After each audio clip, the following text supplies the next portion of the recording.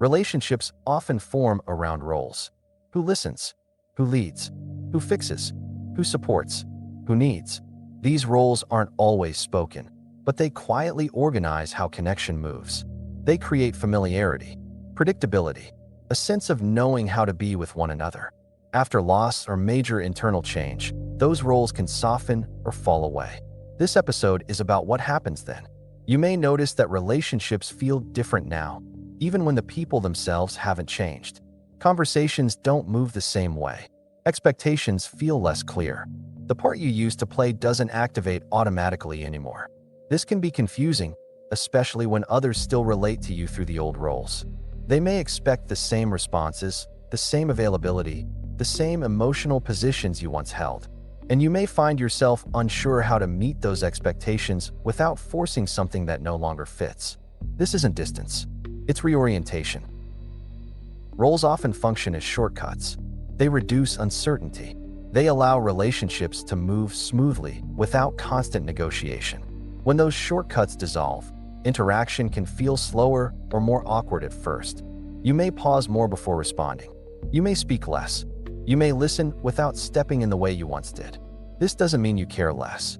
It means the structure that once guided your participation has loosened. There can be discomfort here, both for you and for others. Without roles, relationships can feel exposed. There's less automatic positioning, less certainty about who does what. This can bring up anxiety, especially in relationships that relied heavily on defined dynamics. You may notice moments where silence appears where there used to be immediate response, or moments where you no longer feel compelled to reassure, explain, or manage the emotional tone of the interaction. This can feel like withdrawal, but it isn't. It's presence without performance. You may also notice that some relationships adjust naturally. Without effort or conversation, they find a new rhythm. Others may feel strained, not because anything is wrong, but because the relationship depended on roles that are no longer available. This doesn't mean those relationships are failing. It means they're being asked to reorganize. There can be grief in this realization. Grief not just for what was lost externally, but for how you used to relate. For the ease of knowing who you were supposed to be with certain people. But there can also be relief. Without old roles, you're no longer required to maintain a version of yourself that no longer reflects your internal reality.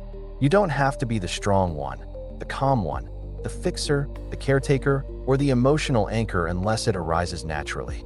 You're allowed to show up as you are, even when that doesn't match expectations. This episode isn't about redefining relationships or setting boundaries. It's about noticing the shift without immediately trying to stabilize it. Relationships don't need to be corrected when roles dissolve. They need space. You may notice that you're less interested in explaining yourself now, less inclined to clarify what's happening internally. Not because you're closed off, but because explanation feels unnecessary or exhausting. That doesn't mean you're unavailable. It means you're relating without translation. Some people will meet you there. Others may struggle. You're not responsible for maintaining roles that no longer align with your capacity or truth. There may also be moments where intimacy feels different, quieter, less charged, or, at times, more direct. Without roles, connection can become simpler, even if it feels unfamiliar. You may find that you're more selective with emotional engagement, not out of avoidance, but out of clarity. You invest where resonance is present rather than obligation. This selectivity isn't selfish. It's honest. Relationships that endure this shift often do so by becoming less structured and more real.